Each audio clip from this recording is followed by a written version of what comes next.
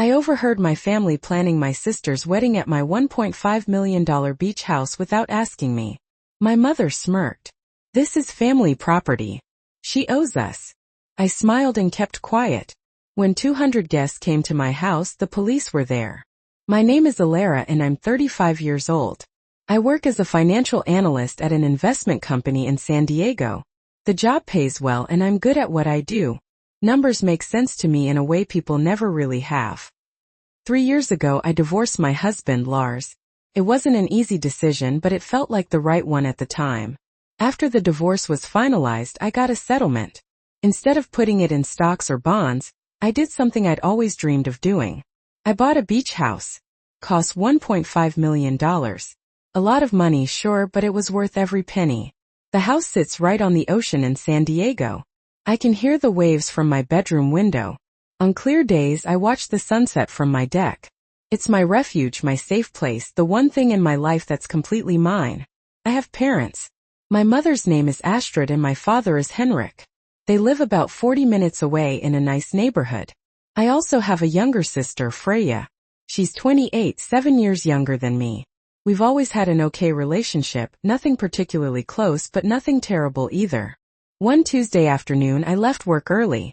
I'd forgotten some important documents at home that I needed for a client meeting the next morning. I usually don't come home in the middle of the day, but I had no choice. When I pulled into my driveway, I noticed my mother's car parked on the street. She had a spare key to my house for emergencies. I figured she'd stop by to drop something off or pick up something she'd left during her last visit. I walked up to the front door and was about to unlock it when I heard voices inside. My mother and Freya were talking in the living room. The windows were open because of the nice weather and their voices carried clearly. I stopped with my key in the lock. "This house is perfect for the wedding," my mother said. "Absolutely perfect. The ocean view, the deck, the size of the living room. It's exactly what we need." "Are you sure Alara will be okay with this?" Freya asked. Her voice sounded uncertain. "Of course she will. This is family property. Alara owes us after everything we've done for her. Besides, she has all the space and never uses it properly. It's wasteful." "I guess you're right.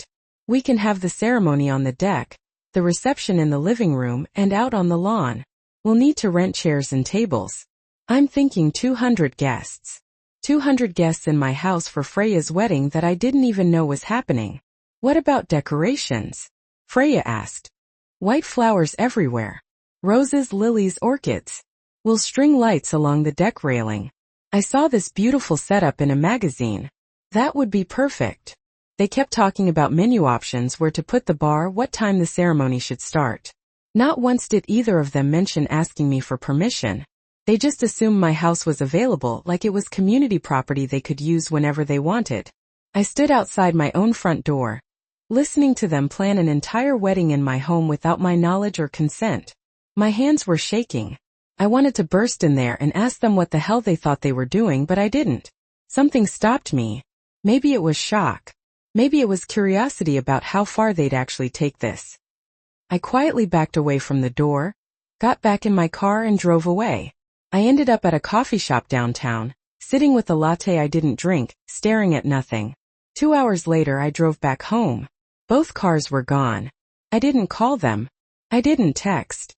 I just waited to see what would happen next. A week later, my mother called and invited me to dinner at an expensive restaurant. She said it was a special family occasion. When I arrived, Freya was there with a guy I'd never met. "Alara, this is Tobias Schmidt," Freya said, smiling. She looked genuinely happy. "My fiancé." He was good-looking, well-dressed, probably in his early 30s. We ordered food and made small talk. Tobias seemed nice enough. He talked about his job, asked about mine, laughed at my dad's jokes. Freya kept touching his arm and looking at him with this adoring expression. After dinner, I excused myself to use the restroom. On my way back, I passed by the entrance area where my mother was standing with her phone pressed to her ear. "Yes, Veronica. It's all coming together beautifully," she was saying. "Freya's wedding will restore the family's reputation after Alara's shameful divorce. Finally, we'll have something to be proud of again. The venue is perfect, right on the beach. Very elegant, very expensive looking. People will be impressed. I stood there, hidden behind a decorative plant, and listened to her trash talk me to her friend. I waited until she hung up, then walked back to the table like nothing had happened. Another week passed. My mother invited me to dinner at her house. She said some of her friends from the club would be there, and she wanted me to meet them. There were 3 women I didn't know sitting in the living room when I arrived. They all looked like they spent a lot of time at expensive salons and wore jewelry that cost more than my car. During dinner, my mother stood up and tapped her glass with a spoon. "I have an announcement," she said, smiling at everyone. "Alara has generously agreed to provide her beautiful beach house for Freya's wedding. Isn't that wonderful?" All 3 women turned to look at me, smiling and nodding approvingly. I was trapped. If I said no right there in front of her friends, I'd look like a terrible sister. I'd look selfish and mean. They'd all think I was refusing to help my own family. My mother knew exactly what she was doing. I sat there with everyone staring at me, waiting for my response. My throat felt tight. Of course, I heard myself say. I even managed to smile. Happy to help. The women clapped. Freya hugged me. My mother looked triumphant. Over the next few weeks, my mother and Freya came to my house constantly. They'd show up with fabric samples, floor plans, and Pinterest boards full of wedding ideas. They walked through my house like they owned it. They moved furniture around to see how the space would work. They talked about what I'd need to move out temporarily to make room for their decorations. Not once did they ask what I thought. Not once did they thank me for letting them use the space. My mother would say things like, "This will be so much better than having it at a hotel. Hotels are so impersonal." I smiled and nodded and said nothing, but I was paying attention. I was documenting everything. I went online and bought small recording devices, the kind that activate when they detect sound. I installed one in the living room hidden behind a picture frame, another in the kitchen tucked inside a cabinet, a third one in the dining room. Then I just waited for them to come back. They did. 2 days later, I was at work when they let themselves in with my mother's key. That evening I downloaded the recordings. My mother's voice came through clearly. "Alara owes us for being born. Children should always obey their mother and not object. That's how families work." Freya said something I couldn't hear. "Alara has always been stupid and good for nothing," my mother continued. "At least her house will finally be useful for something. This wedding is exactly what this family needs." I listened to the entire recording 3 times. Each time I felt colder inside, but I also felt something else. Clarity. I knew exactly what I needed to do. The next day I took a long lunch break and met with a lawyer. Her name was Ingrid Jensen, and she specialized in property law. I'd found her through a colleague who'd used her services before. "I need to make sure no one can claim any rights to my house," I told her. "And I need a plan." I explained the whole situation. The wedding, the manipulation, the recordings. Ingrid listened carefully, taking notes. When I finished, she leaned back in her chair. "First, let's verify the ownership documents. I'll pull the records from the county register to make absolutely certain you're the sole owner." Over the next week, Ingrid helped me develop a strategy. She pulled the property records and confirmed what I already knew. The house was mine, only mine. No one else had any legal claim to it. "Now," Ingrid said during our second meeting, "you mentioned the wedding is scheduled for a specific weekend, and you want to prevent them from using your property without directly confronting them beforehand." "Exactly." She smiled. "I have an idea." Ingrid put me in touch with Pacific Studios, a production company that filmed scenes for TV shows around San Diego. They were always looking for interesting locations. I met with their location scout and showed him photos of my house. He loved it immediately. "This would be perfect for the beach house scenes we're shooting," he said. "When would it be available?" "I have a weekend in 6 weeks that works perfectly for me." We signed a contract. Pacific Studios would lease my house for that entire weekend for $5,000. The contract was notarized and registered with the county. The company also notified the local police department about the commercial filming, as required by law. My house would be occupied by a film crew on the exact day my sister's wedding was supposed to happen there. 2 weeks before the wedding, my phone rang late at night. It was Freya. "Alara, can I come over? I need to talk to you about something." She arrived 20 minutes later, still in her pajamas with a coat thrown over them. Her eyes were red like she'd been crying. We sat on my couch and she didn't say anything for a long time. "I'm not sure I want to marry Tobias," she finally said. "I don't know if I actually love him." Mom picked him out, basically. She introduced us at one of her club events. She picked my dress. She picked the guest list. She decided on the decorations, the flowers, the menu. I feel like I'm just watching someone else's life happen. I looked at my sister and saw something I hadn't seen before. She looked scared, lost. "Have you told Mom how you feel?" Freya laughed, but it wasn't a happy sound. "Are you kidding? She'd kill me. She's already told everyone about this wedding. She's posted about it all over social media. She even got an article published in California Lifestyle magazine about it." "Wait, what article? You didn't see it?" "She did this whole interview about family traditions and our family beach house. She told them the house has been in our family for generations." I felt my jaw tighten. "The house I bought 3 years ago with my own money." "I know. I'm sorry.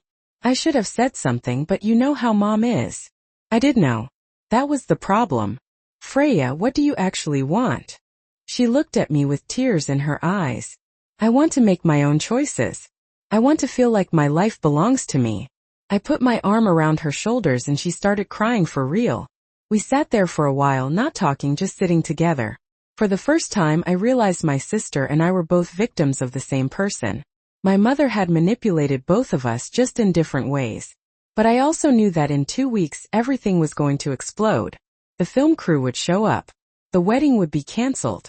My mother's perfect plan would fall apart. And I couldn't wait to see her face when it happened. I didn't tell Freya about the lease. Part of me felt guilty about that. But I also knew she'd tell our mother, either on purpose or by accident. And I needed the element of surprise. So I hugged my sister, made her tea and let her cry on my couch. The wedding day arrived.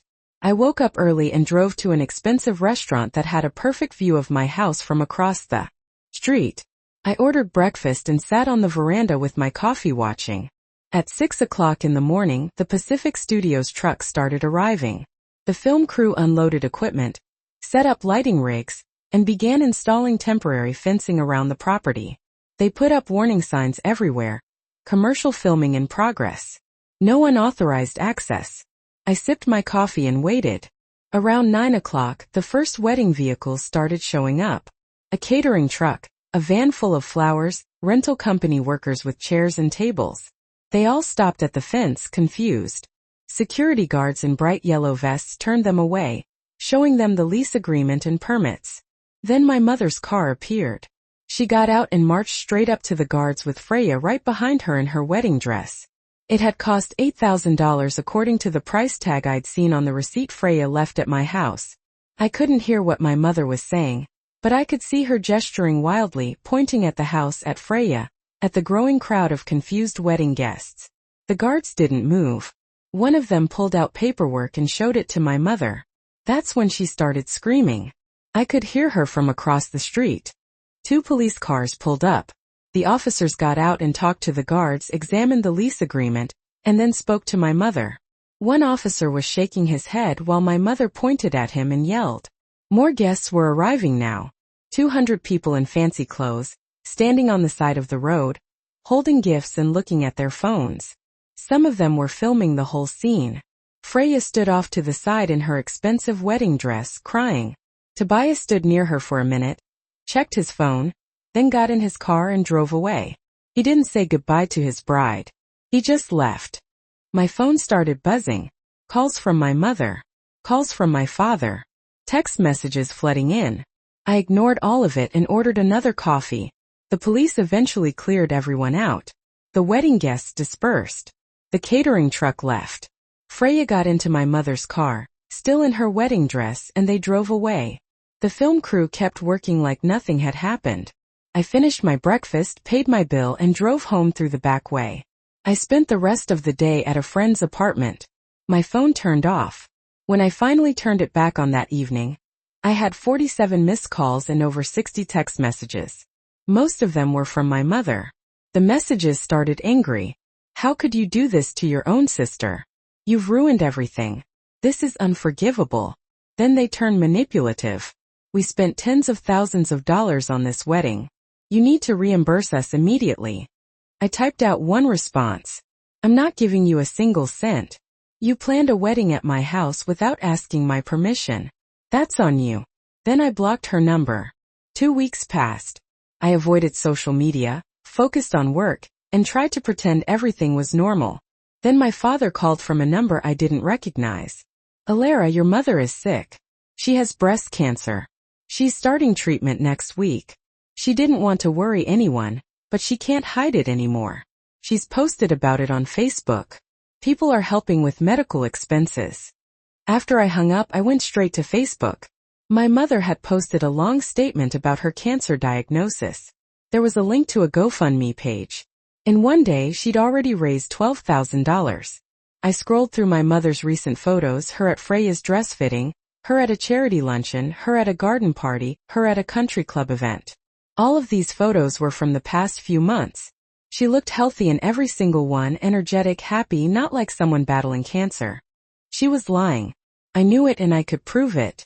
I created a folder on my laptop and started saving evidence. Every photo, every post, every event she'd attended while supposedly dealing with a cancer diagnosis she hadn't mentioned until it became convenient. A week later, Freya called me. Her voice sounded strange, flat. Tobias is gone, she said. His phone is disconnected. His apartment is empty. He just disappeared. Something about that didn't feel right. I spent the next few hours searching social media. I found Tobias's Facebook page. It was set to private, but his profile picture had changed. I clicked on the name tagged in the photo. Sylvie Morrow, successful entrepreneur. Beautiful, confident.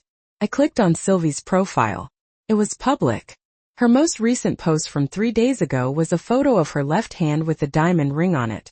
The caption said, "He finally asked. Can't wait to marry my best friend." Tagged in the photo was Tobias Schmidt. I took screenshots of everything and sent them to Freya. She called me an hour later. I was a backup plan, she said quietly. He was with her the whole time he was engaged to me. I'm sorry, Freya. Do you want to come over?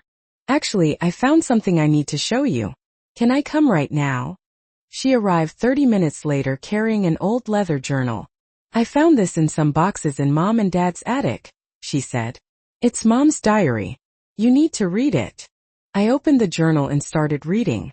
The entries went back years. One entry said, Freya is so easy to control. She's perfect material for manipulation. She'll take care of me when I'm old. Another, Alara is too smart and independent. I need to break her down. Make her feel guilty for everything. Keep her manageable. I kept reading, my hands shaking.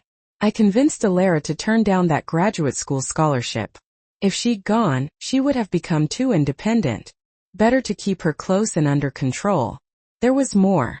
Pages and pages about her plans for both of us. How she deliberately worked to destroy my marriage to Lars so I'd feel like a failure.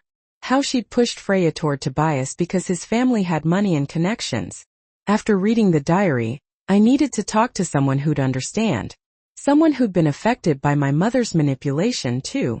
I called Lars, my ex-husband. Lars, I know this is weird, but I need to tell you something. I found my mother's diary. She wrote about deliberately sabotaging our marriage. There was a long pause. Can I come over? He arrived an hour later carrying a cardboard box. I've been holding on to this for 2 years, he said, setting the box on my kitchen table. I didn't know what to do with it. Inside were letters, dozens of them, all from my mother, all addressed to Lars. I picked one up and started reading. Lars, I'm worried about Alara's mental stability. She's been acting erratic lately. I think she needs professional help, but she refuses to listen to me. As her husband, you need to take control of the situation. Another letter. Alara has always had problems with impulse control and emotional regulation. I'm concerned she's not capable of being a good wife. You deserve better. She sent these while we were married. I asked at least twice a month for the last year. He also called me constantly. She'd tell me you were talking about leaving me, that you'd said terrible things about me, that you were probably cheating. I remembered those fights, the accusations, the mistrust, how everything had fallen apart so quickly. She told me you were cheating on me, I said quietly. She'd say things like, Lars isn't your match and he's a bad person. She made me paranoid. We sat there for a while, both of us processing what we'd learned. What are you going to do? Lars asked. Freya and I are confronting her. Tomorrow at my parents' house. Do you want to come? The next day, Freya and I drove to our parents' house.